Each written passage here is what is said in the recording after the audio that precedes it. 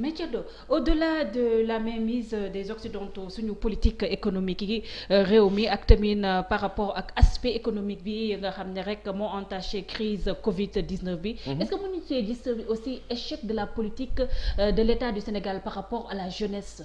C'est l'échec d'un système. C'est l'échec de tout un système. Parce que le système il n'a pas été fait pour les autochtones. Ok tubaab yi nga xam ne ñoom ñoo ñu imposer ce système là. Ils l'ont fait pour gën ñu mën a jàpp jaam.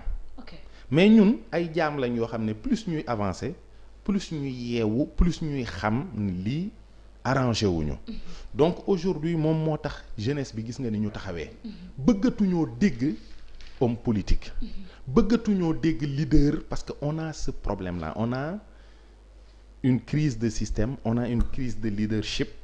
ci fànn yépp moo tax ñépp jug taxaw ne lii am na ñoo xam ne war nañu jug taxaw pour faj ko am na ñoo xam ne ni ñu koy fajee mooy ne man réew mi dama koy génn nu ma ko génnee baax na am nañu leadership boo xam ne it mi ngi à proximité te doxatul mooy le parent papa talul dara lu dul daw dépense yaay sax léegi daf ci jàpp pour que kër gi mën a taxaw donc yow des fois sax nit ñi ne nos parents dañuy teg yenn pression yi pour ñu tekki jëriñ leen déedéet. la pression sociale aussi. la pression sociale elle existe mais il faut nuancer. comment mooy gis nga yow soo gisee sa papa ak sa yaay ñuy sonn te ngay borom xel yow ci sa bopp yaay teg sa bopp pression pour noppal leen. mais yaay bi wala papa bi nga xam ñoom ne waaw muy dem jël nattam teggi jox doomam ne ko dugal ci gaal bi. waaw wala récemment lu ñu gis papa du fayal doomam bu am 14 ans pour mu dem football yi loolu lu ñu ko mën a tuddee. man dama gis ne ku ci ne yaa ngi seet noo génnee sa jaboot ci pauvreté coow lii ci pauvreté bi ak naqar bi ak métit bi des fois nag nit ku jaaxle xel gis nga même boo tiitee boo gisee pendant la période du Covid on demandait aux gens de ne pas paniquer nit bu tiitee son système immunitaire day jaxasoo donc waajur ak doom ni mu jege yow saa boo jaaxlee ci sa doom ji fan la jëm ëllëg da ngay daal di jaxasoo des fois sax nga jël une décision inappropriée ça c'est un ensemble de choix yoo xam ne c'est inapproprié parce que yaa ngi koy yóbbu ci loo xam ne mën na caa loru mais bu cay loru rek ngay xam ne loru na ca waaye au départ tu le fais avec beaucoup d'espoir en disant bu àggee parce que doomu diw àgg na yàlla baax na wutal ko ay ñaan am yaakaar mais yaakaar jooju bu tasee rek ngay door a comprendre ne erreur la woon ci ñenn ñi mais bu tasul nga sant yàlla am na ñu fa àgg mais aussi les conditions ont changé en Europe c'est plus ce que les gens espèrent surtout parce que nous sommes en pleine crise déjà France ren 1 million de Français ont basculé dans la pauvreté 1 million de Français ils ont basculé dans la pauvreté certains ont perdu leur travail am na ay nit ñoo xam ne fa lañ nekkoon di liggéey man mii je bossais en France depuis 1 an man maa ngi fi parce que je sais que dañ lay reconfiner doo liggéey doo dem doo dikk alors que loyer war na la war nga dundal sa bopp nangam ak nangam. finalement rentrer au pays. mais oui da ngay ñëw toog le temps muy calme wala nga xool est-ce que doo def leneen. xam nga donc moo tax pression yu bari yooyu ak échec yi nga xam ne dafa bari ci leadership bi moo tax tey ndaw ñi sax daanaka dañoo tëx. kenn mënut la wax ak ñoom lu ñu dégg parce que li nga leen di wax doo ko incarner. xam nga boo amee un leader politique wala un leader religieux te li mu lay wax incarné wu ko bu discorde amee ci seen diggante rek dootul neex a defar. mais est-ce que mën nañu wax ne incarné wuñ ko buñ gisee ne ku mel ni président Macky Sall teg na fi DER teg na fi FONGIP ak Prodac. est-ce que nekkul jeunes yi ba en fin de compte ñoo gis rek le mythe de l'Europe. non du ñoom ñoo gis rek le mythe de l'Europe teraanga sam réew gis nga fii képp koo xam ne dem na Europe tey yor fa teraanga. boo ko laajee rek mu ne la maa ngi lijjanti nu ma ñibbee ñëpp a bëgg a ñibbisi. c'est vrai man dajeeguma ak koo xam ne danaan la man Europe laay wër dootuma ñibbi Sénégal gis nga Sénégalais yi fu ñu mën a nekk dañuy ñibbisi. lu ñu am dañuy yónnee. et c'est la seule diaspora presque boo xam ne seen loxo du jóg ci Sénégal. mais ñoom bu fekkee la ngay am Europe mën nga ko am fii te léeg-léeg nga dem féexlu ji. moo leen di gënal man. su ma mënoon a toog Sénégal toog jàpp sama njàmbur di fi liggéey bàyyi Europe léeg-léeg ma dem rek péex mi ëpp ma ñëwaat samay doom a ngi fi. sama soxnaa ngi fi. fii moo ma gënal. alaa kulli haal même ñi nga xam ne dañuy yóbbu seen soxna dañuy dem ba un certain moment rek ñu xam ne comme demaguñu. parce que ñi ngi liggéey nangam ak nangam nañu indi njaboot gi mu jege leen. mais teraanga dëgg sam réew nga koy bëgg. Les conditions ne sont pas faciles en Europe. Pas loolu il faut ñu signaler ko aux jeunes pas aussi. du tout et puis non ils le savent mais ils savent que lu mu fa metti fii la gën a mettee. donc ñoom parce que fii désespoir ak désarroi. bien sûr yow yaa ngi xëy di gis papa di xëy di gis yaay dem ba benn âge bi ñu lay jox ndékki. léeg-léeg aussi papa jëppi la wala yaay jëppi la teg la baat boo xam ne day am nu mu demee ci sa xol tey fii ñëpp am jom boo xoolee ñi ambulant yeeg yooyu ak nit ñi da nga xam ñëpp am jom ñëpp bëgg lu baax. mais est-ce que aussi jeunes yi tey jotuñu changer de fusil d'épaule certes il y a des jeunes yi nga xam ne ñoo nekk ci feu rouge di jaay di def marchand à la sauvette comme ni ñu koy waxee. mais est-ce que ñoom waruñoo dem le retour à la terre parce que léegi boo gisee un pays comme l'Allemagne. ñoom amul ay terre mais ñu ngi def ay mbir yoo xam ne ñuy xool sax jeunes yi nu ñuy donner ay cultivateurs professionnels aussi. c'est que cette politique de retour à la terre. doit être initiée par l'État sénégalais. parce que sous peu dina am un système qui va être instauré. mais pas 2 ans bu président Macky Sall. bu ñu demul béyi. ñun ci sunu bopp on aura encore plus mal à vivre que li xew actuellement. parce que boo xoolee dans l'instauration du nouvel ordre mondial. il y a des partis yoo xam ne day développer yu demee nii parce que ils essaient de dépeupler les zones rurales. vers les agglomérations. Et les métropoles parce que tout simplement le monde rural n'est pas contrôlé. Il n'est pas trop dépendant du système bancaire. Et ces gens-là ils ont la liberté. Donc bu fekkente ne dindi nañu ko dindi les classes moyennes nit ñi daw ci métropole yeeg yooyu dañuy gën a sonn pour dund et gën a dépendre ci système bancaire yi alors que fii bu nit ñi gënee bay bu nawet bi gënee baax ñu développer yeneen système d'agriculture yoo xam ne ci biir noor bi dina am au moins dinañu mën a dund bu normal door a xalaat ba xam ndax ñun à quel niveau la ñuy participer ci développement monde bi mais yan concept la ñuy dundee pour mën a tamit sauver sunu diine.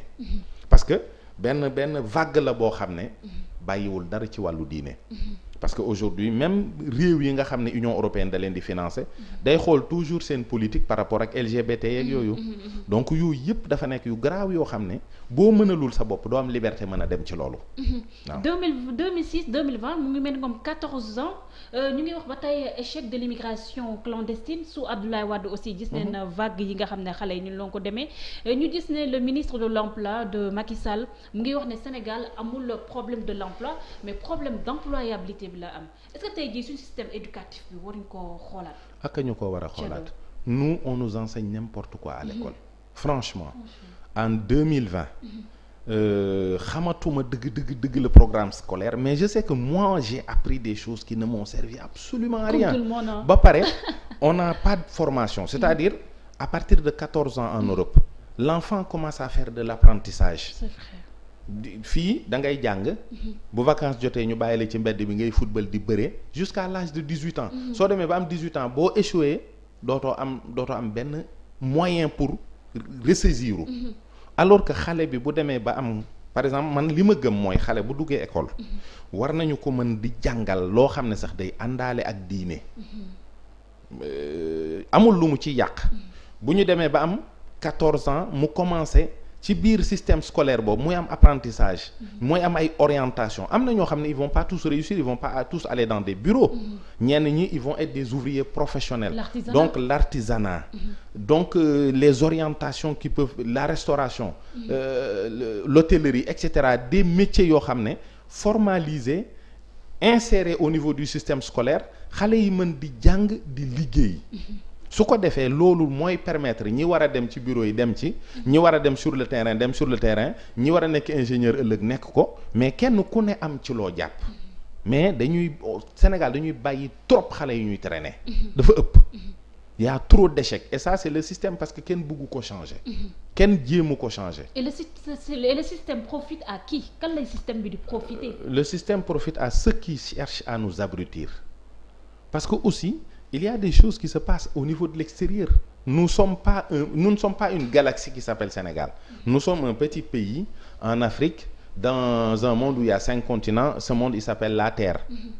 Donc il y a des oligarchies qui essaient de contrôler le fonctionnement de tous les peuples du monde. Donc aujourd'hui les masses, ceux qui parlent pour les masses, ñi nga xam ne ñoom dañoo bëgg mbooloo mi yeewu, ñooñu duñu leen may fu ñu waxee lu yee mbooloo mi. ñi nga xam ne dañoo bëgg diine jëm kaw duñu leen may fu ñu waxee diine jëm kaw. tey li xew mooy l'abrutissement des peuples. te Sénégal man wax naa ko, le Sénégal est au niveau de la France en 1970. gis nga tous les programmes télé que tu vois au Sénégal, c'est les programmes que les Français ont initiés vers les années 70. Ah bon? C'était le début des messages que passaient des gens comme Charles Aznavour sur les homosexuels. Aujourd'hui, les gens commencent à s'embrasser à la télé. Tu vois? Mais oui, les téléfilms sont faits pour ça, la dépravation des mœurs. Les gens commencent à croire que Sénégalais war na mën a am concubine, war na mën a nekk jigéen di wax jigéen sama chérie, sama jabar, nangam ak nangam. On va nous abrutir à mort. Et nous sommes statistiquement au niveau de la France des années 70. J'en ai parlé.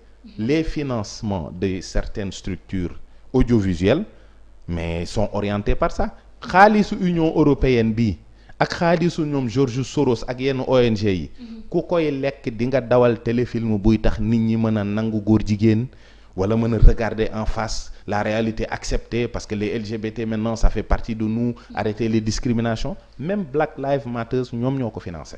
Ah bon? Ils sont là avec leur pognon pour orienter les peuples. Donc celui qui veut éduquer et celui qui veut abrutir, ñooñu ànduñu.